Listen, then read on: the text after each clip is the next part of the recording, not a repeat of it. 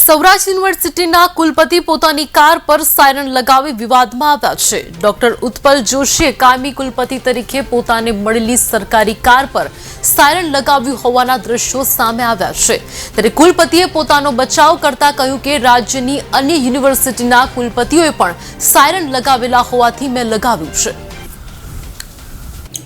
જી જરૂર, ચોક્કસ એ બાબતે આપને જણાવી દઉં કે સાયરન જે હોય છે કે હૂટર હોય છે એને લગાવવાની ફક્ત ને ફક્ત પરમિશન જે સેન્ટ્રલ મોટર વ્હીકલ રૂલ્સ 119માં જણાવ્યા મુજબ એમ્બ્યુલન્સ છે, ફાયર ફાઇટરો છે અને ડિઝાસ્ટર મેનેજમેન્ટ ડ્યુટી સાથે સંકળાયેલા જે પણ વાહનો જે છે અને બચાવ રાહત દરમિયાન જે વાહનો ઉપયોગમાં લેવાતા હોય એની અંદર આ સાયરન ફિટ કરી શકાતા હોય છે અને મલ્ટી કલરની લાઇટોનો ઉપયોગ થતો હોય છે। કોઈ મંજૂરી લેવાની થતી હોય છે આવા સાયરન લગાવતી વખતે? જી જરૂર, ચોક્કસ એ બાબતે આપણે જણાવી દઉં કે અત્રેની કચેરી અથવા ડાયરેક્ટ વાહન વ્યવહાર કમિશનરશ્રીને એ બાબતેની એપ્લિકેશન કરવાની રહેતી હોય છે અને ત્યારબાદ જે ગુજરાત ગવર્મેન્ટ જે પરમિશન આપે એના પછી જ આગળની કાર્યવાહી કરવાની થતી હોય છે। કુલપતિ છે ઇમરજન્સી વાહનમાં એની કાર છે આવે કે ન આવે? મોટર વ્હીકલ રૂલ્સની અંદર જણાવ્યા મુજબ એ પ્રકારનું વાહન ઇમરજન્સી પ્રકારનું વાહન કહેવાતું નથી।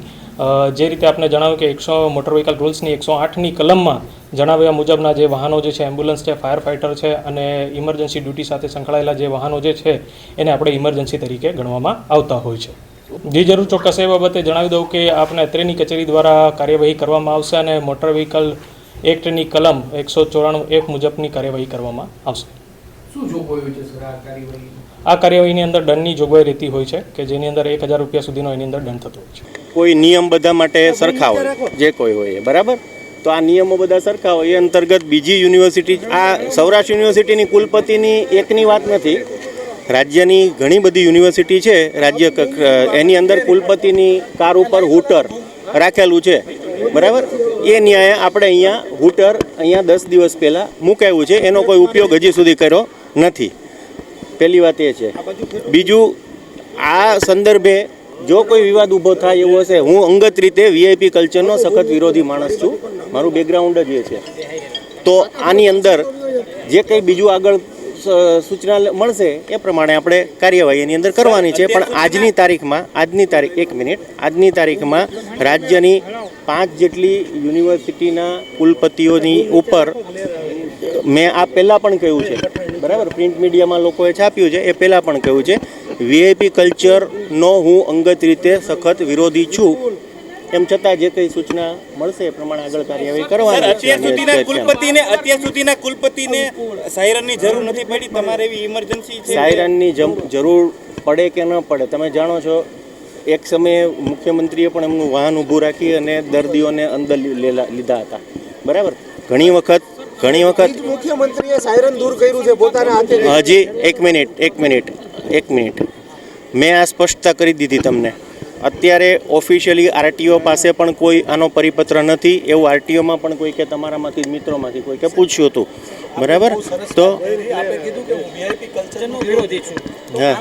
હા એટલે નહીં, મારું જે કહેવાનું છે એ જ છે કે આ જે છે એ આપણે એને અહીંયા એક મુદ્દો બનાવ્યો છે આપણા મીડિયાએ, રાજકોટનું લોકલ, સાંભળો મારી વાત, સાંભળો પણ આ વસ્તુ જે છે એ બીજી યુનિવર્સિટીઝની અંદર ઓલરેડી છે।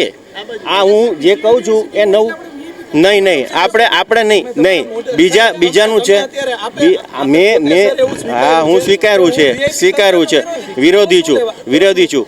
યુનિવર્સિટીના કુલપતિ અસંખ્ય વિદ્યાર્થીઓ અને અધ્યાપકોના રોલ મોડેલ હોય છે, લોકો એને અનુસરવાનો પ્રયાસ કરતા હોય છે। યુનિવર્સિટીના કુલપતિ અથવા અધ્યાપકનો વ્યવહાર અને વર્તન એ વિદ્યાર્થીઓ નજીકથી જોતા હોય છે। મને એમ લાગે કે યુનિવર્સિટીના કુલપતિએ પોતાનો વ્યવહાર અને પોતાનું વર્તન એવું કરવું જોઈએ કે વિદ્યાર્થીઓમાં એવો મેસેજ જાય કે તમે પણ આવો વ્યવહાર ને આવું વર્તન કરો। એમઓયુ થતા હોય રાજકોટ પોલીસ સાથે કે અમારા વિદ્યાર્થીઓ કાયદાનું પાલન કરશે, આરટીઓના નિયમોનું પાલન કરશે, ત્યારે યુનિવર્સિટીના કુલપતિએ પણ જો એમને ગાડી ઉપર સાયરન લગાડવી હતી તો કમિશનર વાહન વ્યવહાર પાસેથી ઓફિશિયલી મંજૂરી માંગવી જોઈતી હતી અને મળેલી હોય તો લોકોને કહેવું જોઈએ કે મંજૂરી લઈ અને કાયદાના પાલન કરવાના ભાગરૂપે જ અમે સાયરન રાખી છે। મને લાગે છે કે યુનિવર્સિટીના કુલપતિએ આવા વિવાદોથી દૂર રહેવું જોઈએ। યુનિવર્સિટીના કુલપતિની પહેલી જવાબદારી આગામી 1 વર્ષની અંદર જ નેક એક્રેડિટેશન માટે યુનિવર્સિટી આગળ આવવાની છે, ત્યારે યુનિવર્સિટીની ગુણવત્તા શિક્ષણની સુધરે એ દિશામાં આગળ વધવું જોઈએ।